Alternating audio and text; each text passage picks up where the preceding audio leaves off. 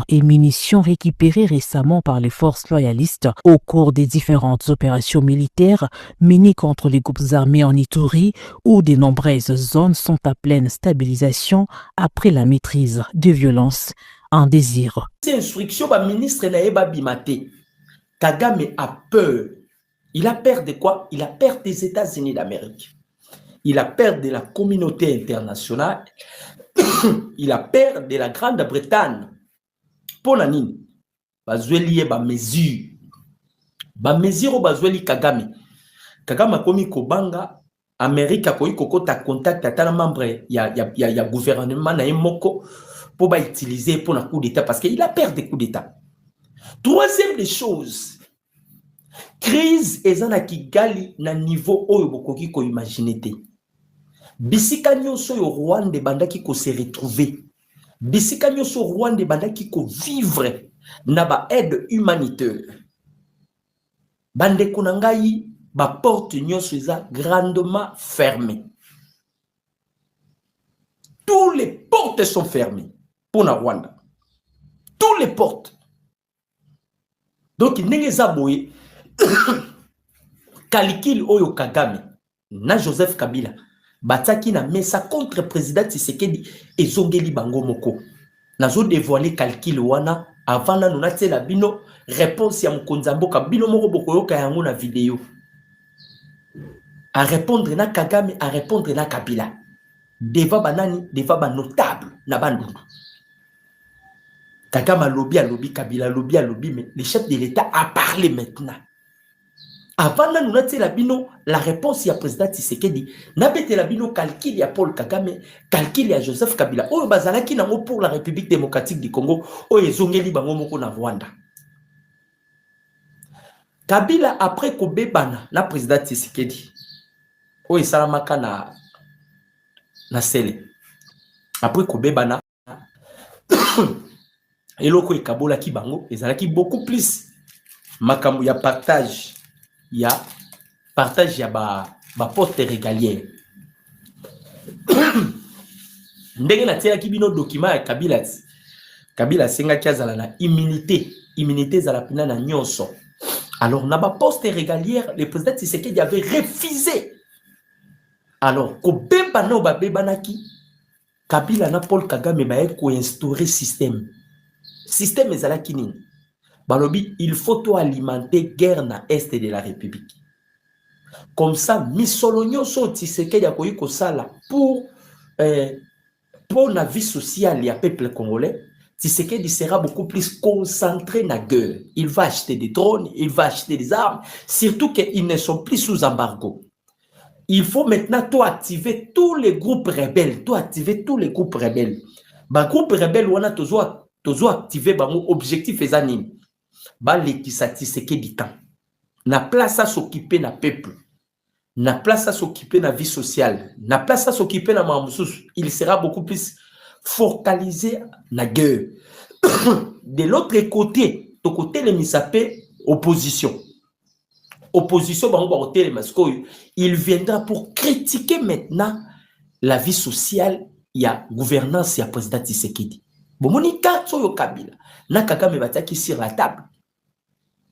Carte oyo Kabila, na Kagame bataki sur la table. Tous les qui Tshisekedi na guerre na est de la République, na politique, on doit utiliser l'opposition. Yango na bande ko yebisa bandeko. Opposition bozomona bande ko travailler pour na Rwanda. Ba Delice Sanga, ba Martin Fayulu, Katumbi Kuti n'en parlons pas parce que Katumbi et Paul Kagame sont des amis. Mais ngana olobela kaka opposition oyo babandaki koko sa peuple congolais. Allez, ba activer guerre. Yango bande komona guerre ça na est mais opposition ezolo Tshisekedi azo kokate et vie sociale les a passé et boye. Tout ça ezalaki déjà prémédité par les Rwandais, prémédité déjà par Joseph Kabila. Maintenant biloko wana nyoso basalaki bandeko ba congolais. Et baluki ya vinaigre ezongeli maintenant Paul Kagame na ndenge ya mabe. Awa nazo ebisa bino milelo na Rwanda. Et puis, je vous informe déjà. Je vous informe.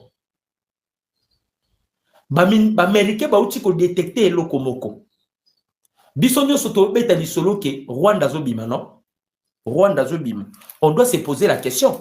Rwanda zobima ba okende na destination nini? C'est une question qu'on doit se poser. Rwanda zobima, on a dit ce qu'on vient pas, mais bazo kende na destination nini? Ah, on a ko informer bino na makambo moko lobama ki lobby. Paul Kagame et Joseph Kabila bana katsa ko préparer guerre, balancer offensive.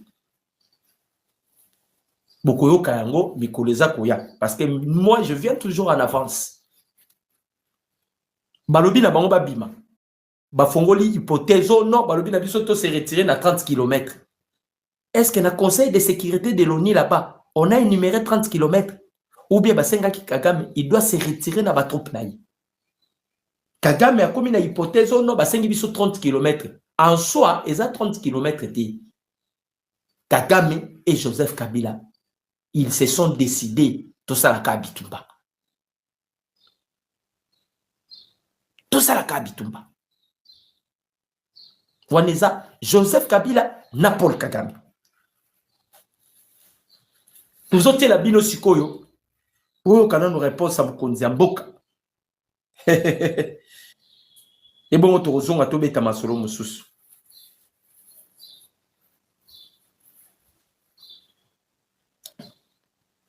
To aimer, to commenter, to partager. Autant nous réponse à Mokonzi Mboka. Oh il est ici katumbiste balobi ono comment un chef de l'état zo finga ezma boy. Président Tshisekedi da fingite.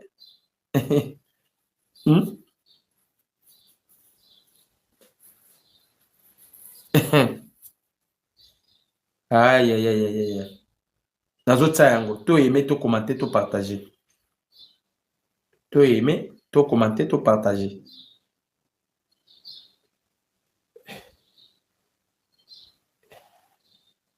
Yangoyo. Écoutez maintenant la réponse du président Tshisekedi. Binomoro boyoka. Ah, Kagame. Sakio.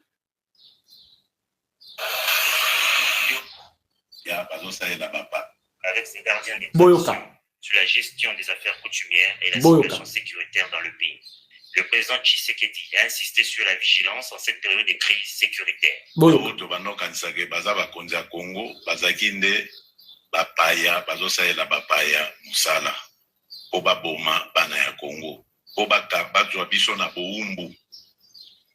Makambo boza komona ezosalema na est ya mboka na biso ezali par hasard te eza mosala ebanda kala ezalaki na relais na kati yao bato tozala kokanisaka bakonzi ya mboka nzoka nde bango nde mutu bazozwa mitindo oyo ewuti kuna mpo basalaka bana Kongo mabe yango nasengi na bino bofungola miso mpe oyebisaka bana mboka nyonso baza vigilant mouvement nyonso ya suspect okomona ezala epai ya congolais ezala epai ya mopaya osignale yango na bakonzi batala ndenge nini bakokende nango de sorte que tobatela mboka na biso.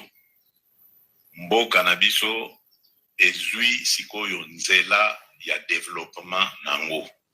Yango bozali komona agitation ya bato yo ya misala mabe kozala kokanga biso kaka na boumbu. Yango bozomona agitation mokonzi na bango nde Rwanda wana bozomona ndenge aza kosagite azwi kipelekese akoma koloba loba lokwa mutu aliboma. S'agissant des affaires bandeko, j'espère que bauti koyoka mokonzi mboka à répondre à lobby bomoni bato nyonso baotsa na makelelo oyo. J'espère que la réponse est que pa ya ba 5 boyoki yango ndenge lobby mukonzi na bango za Rwanda wana boyoka papa. Yango bozomona agitation mokonzi na bango nde Rwanda wana o bozomona ndenge aza kosagite azwi kipelekese aza koma koloba loba lokwa mutu aliboma. S'agissant du chef d'État. Bandeko nangai ba Congolais. Bandeko ba Congolais. Le président Tshisekedi, il a traité d'abord Kagame, c'est un fou. Un fou. Chef de l'État devant ba notable à lobby na bango, Makambusi et Fongwami pour na Congo. Binobo Sunganga, j'espère que Boyoki Mkonzamboka. Bosunganga. Bo détectaka ba mouvement nyoso, ba groupe nyoso bokoyoka, o moi loko moko bimi boye. Moi loko moko bimi boye. Bo pesa bango tante. Bo moni bakindé bazu agitation. Ça c'est le président Tshisekedi qui le dit. Bato le président Tshisekedi a eu bazu agitation, bato liboso ezanani. C'est la Senko. Tala ndenge Senko ekomi, ekotiawa, ebimiawa, ekotiawa, ebimiawa. Bato mi bali bazu agitation ezanani. Opposition. Président Tshisekedi alobi abi mukonzi na bango ye moko nano komi biloba lubas. Il s'agit de Paul Kagame. Bato ensemble babit comment un président de la République il peut insulter facilement comme ça. Est-ce que Katumbi n'a pas appelé les baloubassons des talibans? Ils ont insulté. Ils ont insulté. Katumbi a appelé les baloubassons des talibans. Ils ont insulté. Comme le président Tshisekedi a traité de Kagame que c'est un fou, il devient un fou. Mais c'est le corps Kagame devient un fou. Mokili Mobimbese yebi ki Kagame beli boma pour la Makamba Congo. Le monde est déjà informé que Kagame il est devenu malade.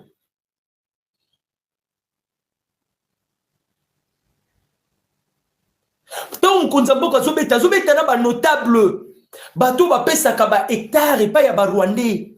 Alobi na bango. Alobi mal les alaki na kati na biso, vous avez attendu le chef de l'État à répondre bango. Alobi ils sont déjà affaiblis, anéantis. Basu qui peleke c'est va perdre contrôle. Surtout Rwandais wana. Boki nenga bengi Kagame, Rwandais wana mkonzi na bango. Naba mope, naba nani, bango nyos bande ko dépendre de Kagame. Kagame affaibli déjà. Pensez-vous que bateau va roter? Hein? Kagame affaibli déjà. Est-ce que Boyo Kaka Obasanjo alobaka lisusu? Boyo Kaka Tabu Mbeki alobaka lisusu? Boyo Kaka Jacob Zuma alobaka lisusu? Batu wana nyonso. Le président Tshisekedi a traité bango qui va commis qui pelekisi. Va perdre contrôle. Surtout que Mukonzi na bango obandai côté l'espoir Kagame. Il devient déjà un fou. Moutaro me dit ça ministre moutaro voyager à Zate. Moutaebi si officier moutako déplacer à Zate. Il a même peur de ses officiers parce qu'il savent bien que ah bande konanga. Et suivre bato ensemble babi Tshisekedi a fingi. J'espère que Naoki Sibino vidéo. Boyoki président Tshisekedi a insulté. Naoki Sibino vidéo. Boyoki Mukonzamboka a insulté. Batu ensemble comme il solo que Tshisekedi vient d'insulter Kagame. Tshisekedi vient d'insulter Kagame. Kagame est président Tshisekedi. Qui a insulté le premier? Mukonzamboka lobika hake non. Banguna ya Congo bazu ki pelekese. Qui pelekese za pambate. Les États-Unis ne sont pas des hypocrites. Les Américains ne veulent plus du Rwanda. Basuki wanate bazulanda Rwanda bisika nyonso. Bazulanda Rwanda, les entreprises à Kigali, ezo kanga porte. Que ce soit l'entreprise à Grande-Bretagne, que ce soit l'entreprise américaine, ezo kanga porte, on ne veut plus du Rwanda.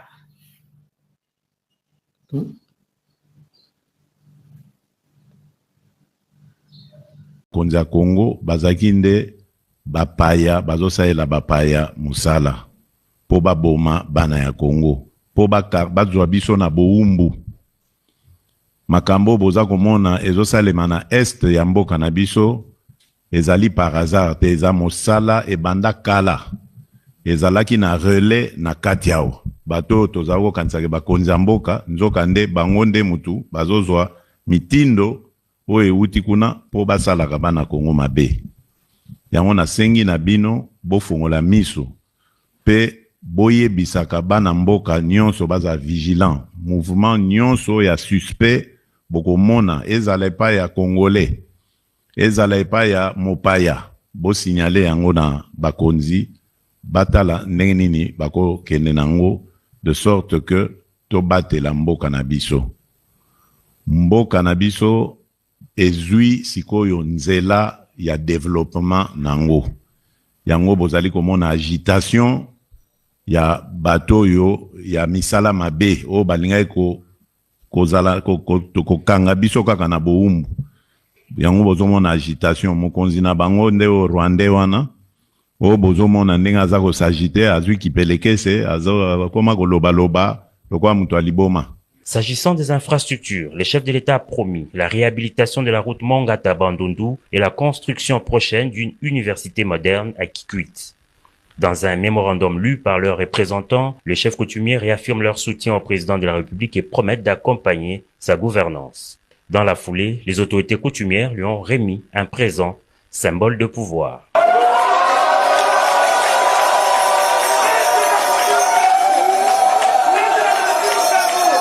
To présenter maenyon so ya sali et pas na biso to moni et peso esengo neti par exemple na ka ya ville ya Bandundu nzela basala yango ba réhabiliter yango ya sela 46 ans aza mutu liboso ya kozongisa yango lisusu et ba travaux oyo asali na Kikwit 10 km na niveau ya Gungu, na niveau ya Bulungu, na niveau ya Bakata. Et aussi, to sengi na eli susu aswaka kawana te a continuer kosala susu misala wana etika la ba chantier te ezala pena na finissage na yango. To sengi na eli susu pona ko relier nzela ya Mongata na Bandundu ville pour que permettre biso na ko diminuer ba transport ezala pena esengo makasi. Un peu plus tard, le président de la République a conféré avec l'évêque du diocèse de Kenge.